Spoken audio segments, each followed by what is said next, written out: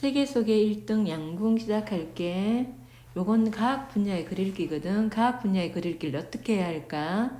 앞에 잠깐 넘기자. 3번 봐봐. 과학 분야의 글읽기 방법. 전문 용어나 개념을 명확하게 정리하여 글의 내용을 파악해야 되고, 지금 여기서는 힘의 원리를 설명하는데 일상생활에서 적용되는 예를 들어서 설명하고 있거든. 그래서 일상생활에서 쉽게 접할 수 있는 과학적 현상들을 떠올리면서 대상이나 방법, 중심 내용 등을 파악하면서 읽어야 된다. 여기는 설명문이고 사실적 과학적으로 되어 있고, 양궁에 적용되는 과학적 원리, 힘의 원리가 어떤 것인지 과학적 원리를 설명하고 있고, 과학적 원리를 바탕으로 한 스포츠 양궁, 운동 경기인 양궁을 소재로 과학 지식에 대한 독자의 이해를 돕고 있고, 그림 자료가 되게 많이 나와 있거든. 이런 시각 자료를 활용하면 뭐야? 더 쉽게 이해될 수 있겠지, 그지? 과학적 원리를 효과적으로 전달해 준다. 자, 설명문이니까 처음, 중간, 끝으로 이루어져 있고, 처음에는 양궁의 역사하고 한국 양궁이 얼마나 세계 속에 이상이 있는지가 드러나 있고, 중간 부분에 여기 적용되는 과학적 원리가 나오겠지. 그래서 끝에는 자, 우리 이런 과학적 원리를 우리 양궁 선수들이 몸에 익히고 배우고 있다는 걸로 끝을 맺고 있습니다. 본문 자세히 들어가 볼게. 세계 속의 1등 양궁. 자, 양궁이요. 이게 중심 제재지, 그지? 양궁을 소재로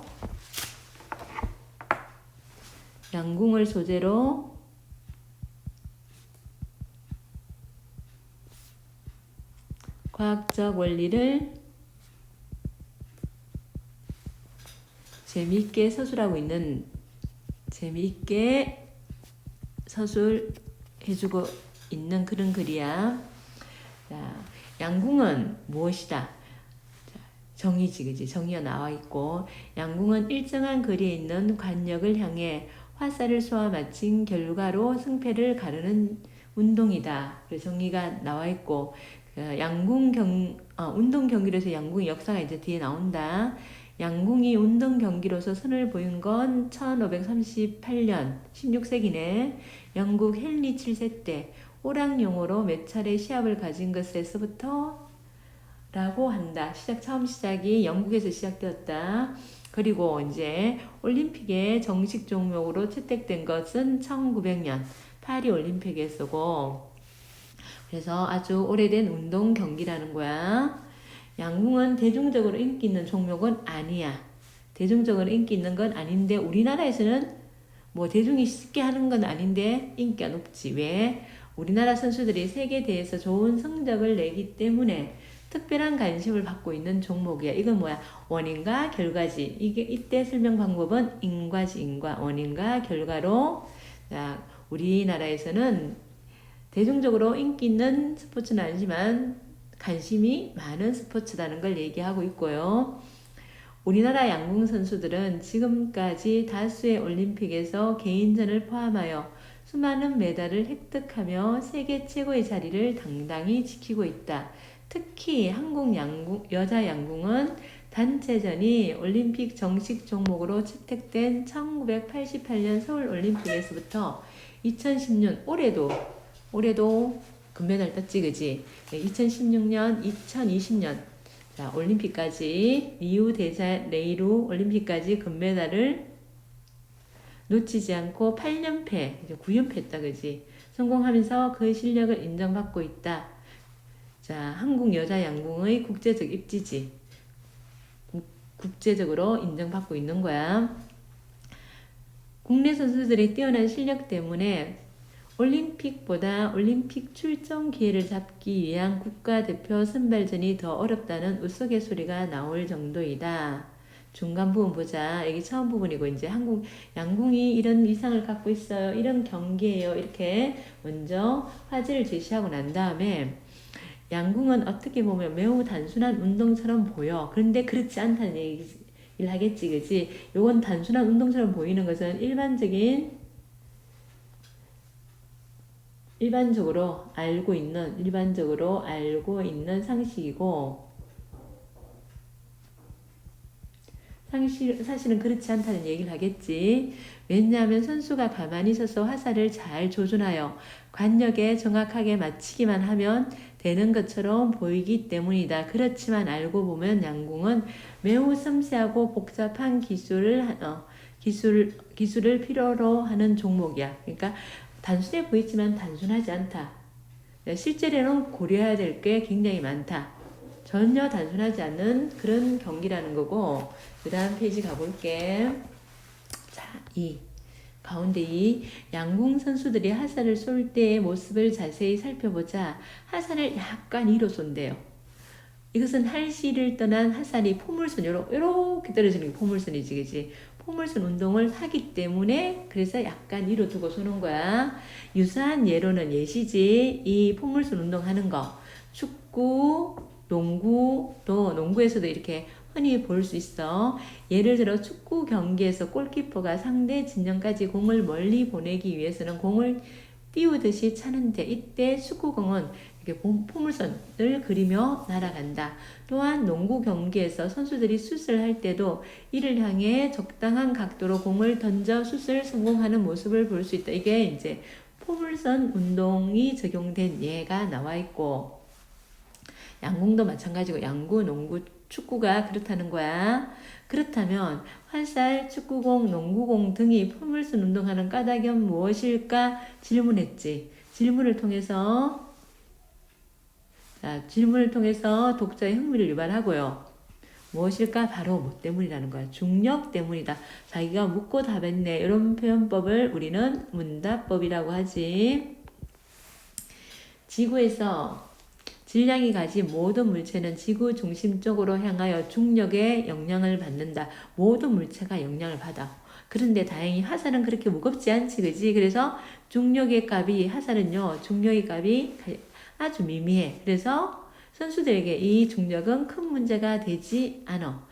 그렇다면 화살의 포물선 운동에 중력보다 더 직접적인 영향을 끼치는 요인은 무엇인지, 이제 직접적인 영향을 끼치는 요인에 대해서 다음에 얘기하겠지, 그지? 다음 화제 제시. 자, 첫 번째 요인은 초기 발사 속도인 거야. 발사할 때 발사 속도가 있다. 초기 발사 속도는 양궁 선수가 할시를 당기는 힘에 따라서 달라지는데, 세게 당기면 발사 속도가 빨라지지, 그지? 빠르면요, 자, 도착이 빠르겠지. 빨리 도달하게 되는데, 자, 느린 화살은요, 중력의 영향을 많이 받고, 속도가 빠를수록 중력의 영향을 적게 받고요. 상대적으로 낙하하는 시간도 줄어들고요.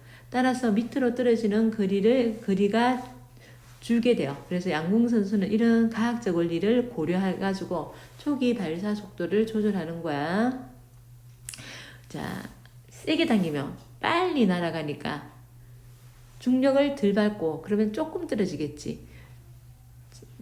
약하게 당기면 천천히 날아가니까 중력을 좀 더 많이 받고 그러면 조금 더 밑으로 떨어지겠지. 그지? 그걸 갖다가 고려해가지고 화살을 쏜다는 거야. 두 번째 요인은 발사 각도래요. 발사 각도.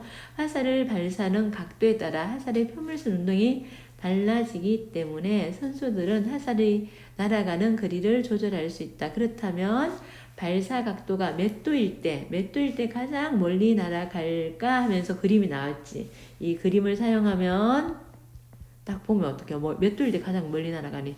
45도일 때 가장 멀리 나가고 70도하고 20도는 같은 지점에 떨어지네. 그림을 사용해서 과학적 원리를 쉽게 설명합니다. 원리를 쉽게 설명해주고 있고요. 공기와의 마찰 등 중력 외에 외력이 작용하지 않는다고 가정했을 때 지면에서 45도 각도를 이루도록 물체를 던지면 가장 멀리 날아간다는 사실이 수학적으로 증명되었대요. 양궁 선수들은 오랜 훈련을 통해 다진 감각으로 할시를 당기는 힘을 조절하고 훈련을 통해서 이제 이 힘에 따라서 속도가 달라지니까 초기 발사 속도를 조절하고요. 그리고 간역까지 거리를 감안해서 발사 각도를 조절하는 거야. 가까이 있으면 좀 더 이렇게 각도가 좀 각도가 조금이건 아니 좀 더 크게 하겠지. 그럼 멀리 있으면 45도 각도를 하겠지, 그지? 특히 양궁은 핫살을 쏘는 곳에서 간역까지 거리에 따라 종목이 간역까지 거리에 따라서 종목이 달라져요. 그 때문에 각 종목마다 초기 발사 속도하고 발사 각도를 정확하게 계산해 가지고 활을 쏘는 것이 중요하다. 그 다음에 7번 이게 이제 초기 발사 속도하고 그리고 발사 각도가 있었지. 그 위에 또 어떤 힘이 있을까? 자, 양궁은 실외에 사는 거지. 그래서 공기의 저항하고 바람의 영향이 또 작용하는 거야. 그러면 화살의 운동에 영향을 미치는 공기 저항과 바람의 세기나 방향에 따라 세기나 방향 바람이 얼마나 센가 어느 방향으로 부느냐에 따라서 관역의 중심에서 벗어나 전혀 의도치 않은 곳에 꽂힐 수 있는 것이다. 중앙을 해서 쐈는데 바람이 오른쪽으로 불면 오른쪽으로 좀 날아가 그러겠지. 그렇다면 공기의 저항은 어떻게 줄일 수 있을까 하면서 또 문답법을 하네. 공기의 저항은 이것은 화살 뒷부분에 화살 깃을 만들어 줌으로써 해결한대요. 그러면 어떻게? 이거는 그냥 기술적 방법으로 해결을 하네. 화살은 공기를 가르며 날아갈 때 요동치며 흔들려.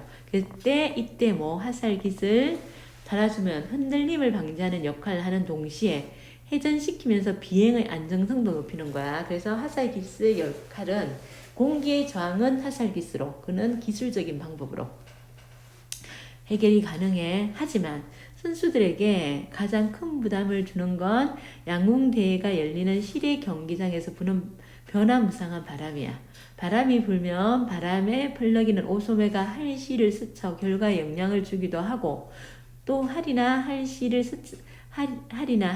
스쳐 지나가면서 나는 바람 소리가 선수들의 예민한 신경을 자극하여 집중력을 떨어뜨리기도 한다. 하지만 이것도 문제가 되지만 더 큰 문제는 뭐야?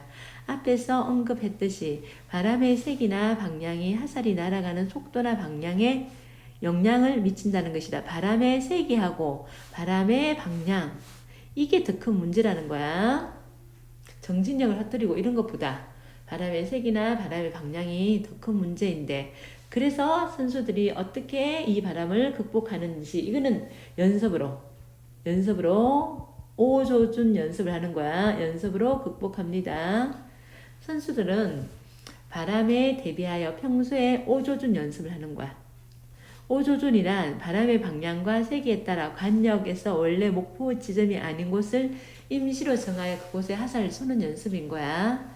자, 다시 말해 화살을 의도적으로 잘못 쏘는 거야. 5조준하여 바람의 영향을 받은 화살이 관역의 중앙에 가서 꽂히게 하는 것이다. 5조준을 할 때 선수들은 바람의 세기와 방향을 정확하게 가늠해야 된다. 옆에 그림은 5조준 할 때 선수들이 머릿속으로 그리는 관역인데 정가운데 여기 받쳐야 되잖아, 그지?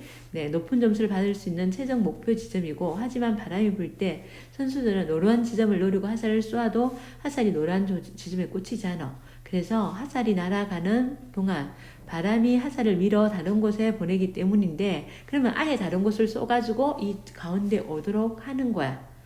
그러므로 바람이 부는 방향과 세기에 따라 5조준하는 목표 지점을 그림 A에서 2로 정해 그것을 목표로 화살을 쏜다. 5조준 목표 지점 A는요. A 같으면 여기 지금 오른쪽이잖아. 그러면 어디에? 오른쪽에서 왼쪽으로 바람을 불 때 오른쪽에서 왼쪽으로 불잖아. 이렇게 불잖아 바람이. 그러면 여기를 향해서 쏘면 이렇게 가겠지. 그지? C는 바람이 왼쪽에서 C 같은 경우 어떻게 왼쪽에서 오른쪽으로 부니까 이렇게 왼쪽에서 오른쪽으로 밀어내니까 이렇게 가겠지. 이렇게 가고요. 자, 불고 또 아래에서 위로 그러면 좀 밑에 있잖아, 그렇지? 좀 밑에 있으니까 위로 이렇게 왼쪽에서 오른쪽으로 그리고 아래에서 위로 이렇게 밀어주잖아, 그렇지? 그러면 이는 어떻게 해요? 바람이 오른쪽에서 왼쪽 그래서 위에서 아래로 불 때겠지. 그치? 위에서 아래로 불 때, 그러면 아래로 가니까 조금 위에서 싸주는 거야. 그러면 가운데 가겠지, 그지? B 같은 경우에는. B 같은 경우에는 오른쪽에서, 이거 위에서 아래로 불 때 되겠다. 위에서 아래로 불 때, 그지? 바람이 위에서 아래로 불 때. 약간 오른쪽에 있네. 오른쪽에서 왼쪽으로, 위에서 아래로 불 때. 그냥 위에서 아래로 불 때겠다. D 같으면, 아래에서 위로 불 때. 아래에서 위로 불 때. D 같은 경우에는 위에서 아래로 불 때. 이렇게 연습하면 가운데 오겠지, 그지? 양궁 선수들의 오조주는 화살의 바람의 힘을 합성하는 물리적 원리에 따라 다른 것이다. 그러니까 화살과 바람의 힘의 합성이래. 화살 나가지, 그지? 바람도 같이 나가지, 그지? 그러면 그 힘을 감안해가지고 첫째 작용하는 방향이 같은 두 힘의 합력. 같은 화살도 앞으로 나가고 바람도 앞으로 가면 어떻게 해요? 더 빨리 가겠지. 그지? 밀어주는 거잖아. 바람이 화살 밀어주는 거잖아. 그지? 한 물체의 두 힘이 같은 방향으로 동시에 작용할 때 두 힘의 합력은요. 다음에 용수철 그림에서 보는 것처럼 두 힘의 크기의 합이야. 크기의 합과 같은 거야. 자, 이 두 힘의 크기의 합과 고무밴드가 이렇게 늘어나지, 그지? 두 힘의 합과 같은 거야. 자, 이게 둘째, 자, 서로 반대일 경우에는 빼주는 거야. 작용하는 방향이 서로 반대인 경우에는 합력의 크기는 큰 힘에서 작은 힘을 뺀 값이야. 그림에서 F1과 작은 힘 F2가 있으면 F1에서 F2를 빼주는 거야. F 힘은요, F1에서 F2를 빼주면 요만큼 빼버리면 요만큼 되는 거야. 이렇게 되는 거야. 셋째, 방향이 나란히 하지 않는 거예요. 뒤에 그림 나오니까 이렇게 됐을 때. 한 물체가 나란하지 않는 두 힘이 동시에 작용할 때 두 힘의 합력은 그 두 그림과 같은 두 변의 이웃으로 하는 평행사변 이렇게 되는 거지. 여기에 대각선 요거지 요거 이렇게 되는 거 뒤에 나오는 거야. 이렇게 힘이 이렇게 있으면 여기에 대각선 이렇게 두 변을 이렇게 그리고 평행사변을 만들고 요 힘이 요 대각선이 되는 거야. 이러한 경우 두 사람의 힘을 합쳐 물건을 옮기거나 들 때 흔히 경험할 수 있다. 이때 각각 작용하는 두 힘이 클수록 두 힘이 작용하는 사이의 각이 작을수록 더 힘이 커지는 거야. 자, 우리는 이러한 합력을 바람이 부는 양궁 경기장에서 볼 수 있다. 이렇게 힘의 합력을 양궁 경기할 때 선수들은 이거 다 계산해서 한다는 거야. 시를 떠난 화살이 앞으로 나아가려는 힘과 바람의 힘이 합쳐질 때 화살은 두 힘의 합력이 가리키는 방향으로 나아가는 거야. 그걸 생각하고 화살 힘을 조절하고 그리고 방향을 조절하는 거야. 자, 이제 어떤가? 우리 양궁 선수들이 단순히 운동 실력만 좋다고 할 수 있을까? 양궁 선수들은 어느새 과학자들 못지않게 많은 과학적 지식을 몸으로 배우고 있었던 것이다. 과학이라는 거야. 스포츠는 과학이다. 그 얘기를 하는 거야. 자, 우리 핵심 구절 보자. 첫 번째, 양궁 선수들이 화살을 쏠 때 모습을 자세히 보자. 화살 약간 위로 조준한대. 그건 왜? 포물선을 그리고 이렇게 떨어지기 때문이지, 그지? 그래서 약간 위로 해야지. 이렇게 안 그러고 여기 그냥 위로 안 하고 그냥 하면 어떻게 해? 또 여기서 그냥 해보면 더 밑으로 이렇게 내가 맞추려는 데는 여기인데 그냥 위로 안 하고 그냥 쏘면 더 밑으로 이렇게 중력에 의해서 이렇게 떨어지겠지, 그지? 그래서 자, 포물선 운동을 하는 것을 염두에 두기 때문이고 화살을 쏠 때의 자세에 관한 내용인데, 자, 화살이 포물선을 그리며 날아가서 간역에 꽂히는 운동 원리를 고려한 것이다. 그리고 이제 포물선의 원리가 적용된 게 화살, 축구공, 농구공 이런 것들이 있다겠지. 자, 이거 다 뭐 때문에? 라고 중력 때문이라고 문답법이지. 중력 때문이라는 거고. 자, 스스로 질문하고 답하면서 독자의 호기심을 호기심 집중도를 높인다. 그리고 근데 다행히 중력은 크게 영향을 안 미쳐. 왜? 화살 자체가 가볍기 때문에. 그래서 느끼지 못할 정도로 미미하기 때문에 선수들에게는 큰 문제가 되지 않는다 그랬어. 화살은 그 무게가 매우 가볍기 때문에 화살에 미친 중력의 값은 포물선 운동에 큰 영향을 미치지 못해. 그러면 다른 요인이 있다는 것을 얘기하겠지, 그지? 자, 첫 번째 요인이 뭐야? 초기 발사 속도고요. 세게 당길수록 빨라지고, 빠르면 어떻게 해요? 자, 빠르면 화살이 간역에 빨리 도달해요. 그렇기 때문에 낙하 시간과 거리가 줄어든다. 중력에 덜 영향을 받는다. 그 얘기를 하는 거고, 그 다음 페이지 두 번째 요인은 발사 각도지. 발사 각도인데 힘을 발사하는 각도인데 자 각도에 따라서 포물선 운동이 달라지기 때문에 화살이 날아가는 거리를 조절할 수 있어요. 언제가 가장 딴 거 없을 때 공기와의 마찰 등 중력 이외의 외력이 작용하지 않았을 때 45도가 가장 멀리 날아간다. 그리고 화살은 공기를 가르며 날아갈 때 요동치며 흔들릴 때 이때 어떻게 해요? 요동치지 말라고 뭘 달아준다? 화살 깃을 달아서 흔들림을 방지하는 역할을 하지. 자, 그리고 이제 안정시키면서 일정하게 앞으로 나아가는 방향을 유지하도록 하는 게 화살 깃이다. 그리고 이 화살 깃은 화살이 옆쪽에서 부는 바람의 영향을 덜 받게 하기 위해서이기도 하고, 그 다음 중간이 그렇다면 양궁 선수들은 바람은 어떻게 극복할까? 바람에 대비해서 5조준 연습을 하는데 5조준이라는 것은 자,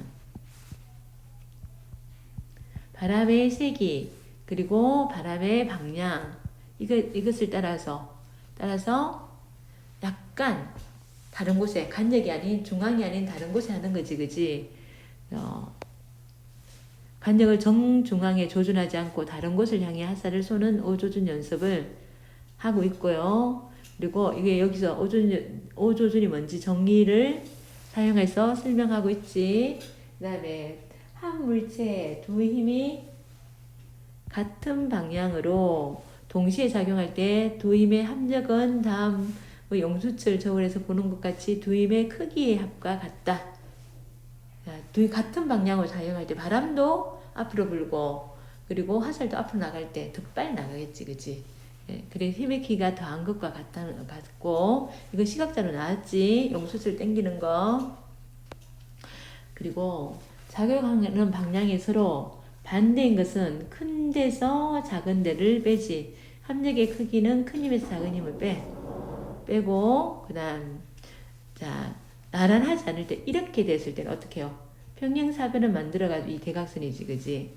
두 힘이 동시에 작용할 때 두 힘의 합력은 다음 그림과 같은 두 변을 이웃으로 하는 평행사변형을 만들고 을 그리면 알 수 있다. 이때 합력의 크기는 대각선의 길이가 되고요. 이게 이제 또 자 이게 예시가 두 힘이 두 사람이 힘을 합쳐 물건을 옮길 때 요 세 번째 요게 적용된 거지. 요게 흔히 경험할 수 있다. 이때 각각에 작용하는 힘이 클수록 두 힘이 작용하는 사이의 각이 작을수록 힘은 커진다. 자, 끝으로 우리는 이러한 합력을 바람이 부는 양궁 경기장에서 볼 수 있다. 시를 떠난 화살이 앞으로 나아가려는 힘과 그리고 바람의 힘이 합쳐질 때 화살은 두 힘의 합력이 가리키는 방향으로 나아간다. 해가지고 이제 과학적 원리가 적용되어 있다는 걸 얘기하고요. 자, 학습활동 포물선 운동에 영향을 미치는 거. 초기 발사 속도하고 발사 각도지, 그지? 발사 속도가 크면 빨리 돌아가고요. 느리면요. 작으면 널이 가지, 그지? 그래서 빠르면 중력의 영향을 받는 시간이 줄어들고 상대적으로 낙하하는 시간이 줄어들고 밑으로 떨어지는 거리도 줄게 된다. 그리고 발사 각도는요, 딴 거 없을 때, 자, 중력 외에 다른 게 없을 때 45도 각도가 가장 멀리 날아가게 한다. 자, 그리고 힘의 합성은요, 두 힘의 방향이 같을 때는 힘의 크기의 합. 자, 두 힘과 같은 방향이고, 작용하는 방향이 반대일 때 큰 힘에서 작은 힘을 뺀 값.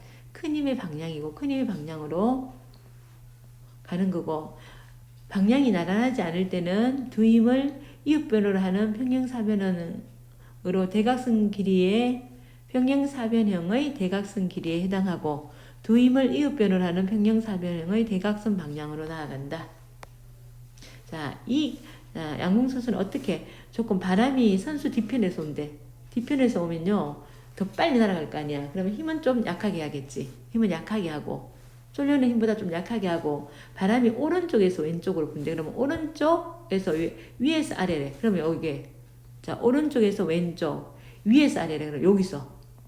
오른쪽에서 왼쪽, 위에서, 그리고 아래. 이렇게 되잖아. 그치? 왼쪽으로 가고, 위에서 아래로 가는 게 이렇게 되지. 이 방향, 여기를 보고 화살을 쏘면 여기 들어가는 거야.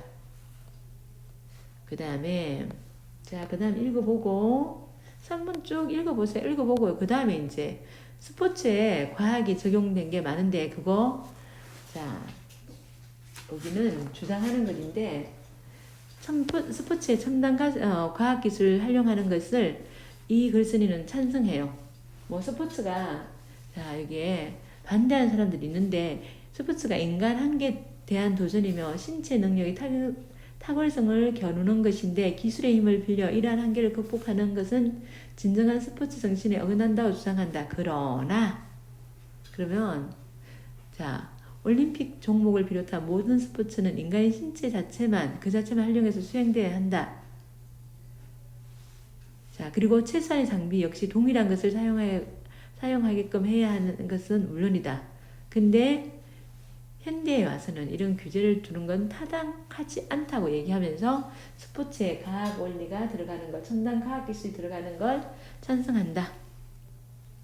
왜? 자, 이걸 부정하는 것은 시대의 흐름에 맞지도 않고요. 과학 기술과의 접목을 인정할 때 스포츠가 발전할 수 있을 것이고 인간의 신체 능력의 한계 역시 극복할 수 있을 것이라고 봤기 때문이고 여기까지 수고하셨고요. 문제 풀어봅시다.